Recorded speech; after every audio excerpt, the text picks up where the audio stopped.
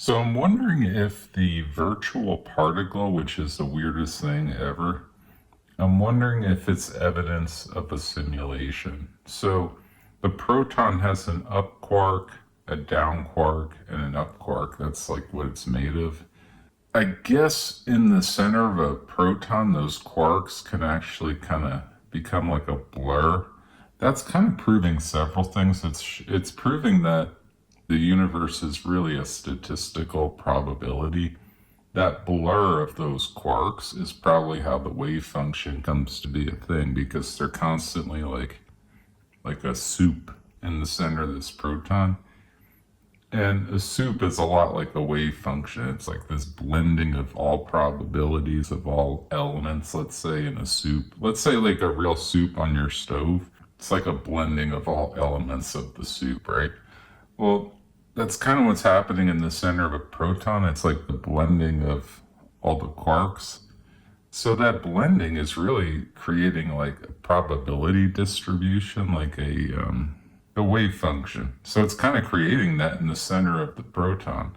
For one, that's happening, but as that's happening, it's also bringing virtual particles into existence. They could actually, the up quark, down quark, they could actually, while they're blending, turn into like the charm and the other quarks, the strange and charm, and it could.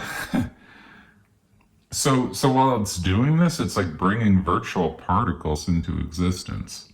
So the proton, maybe the proton, the quarks, I don't think they're fundamental, but they're probably like the thing we see. There's probably something under it, like strings, that's actually controlling all this. But let's say this is like what we see. This is like the most macro we get. I feel like these virtual particles are somewhat evidence that we're in a simulation because if you create like a computer program, you could create things like that, virtual particles.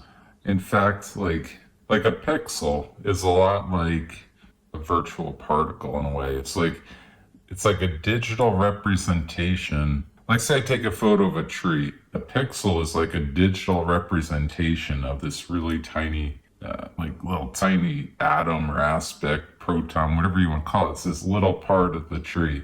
It's like these virtual particles, they're popping in and out of existence. It's a lot like something that would happen in a computer. And it's happening in the center of these protons, which are the probability distribution, really, like the soup I'm talking about. So in this soup, you have what I'm thinking are like the equivalent of digital, pixels or something digital popping in and out of existence. Like even like a screensaver, like the pixel is there and then it isn't. It's there and it isn't. That's kind of what's happening with these virtual particles. As the screensaver's moving around on your screen, it's like changing and coming in and out of existence, the different pixels on that screensaver. That's a lot like what's happening here. So I feel like they're ultimately more proof of like a computer or a simulation.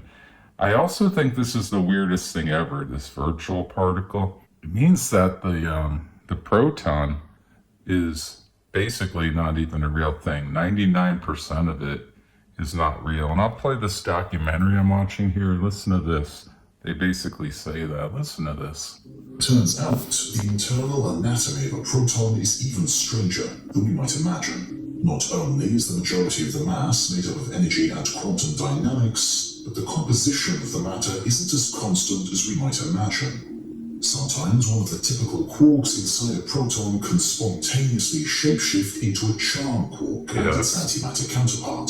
The transformation is extremely short-lived, however, and the charm quarks quickly recombine. But it means that protons are ultimately a constantly changing blur of the normal quarks, known as valence quarks, as well as gluons and charm quarks. Since both the gluons and the transient charms can be considered virtual particles, that means that the vast majority of a proton, as much as 99%, is actually made up of particles that don't really exist. Okay, so it's all made of things that don't exist. I mean, isn't everything we know at this point telling us we're in a simulation? 99% of this thing doesn't exist. So what is it? Like, it's basically the manifestation of this probability curve. It's basically like everything I said in the front part of this video. It's like a screensaver, a wave function, a soup. It's all just random probability. I don't know. What I just played on the screen, you tell me. Is that proof we're in a computer? I feel like that's proof we're in a computer.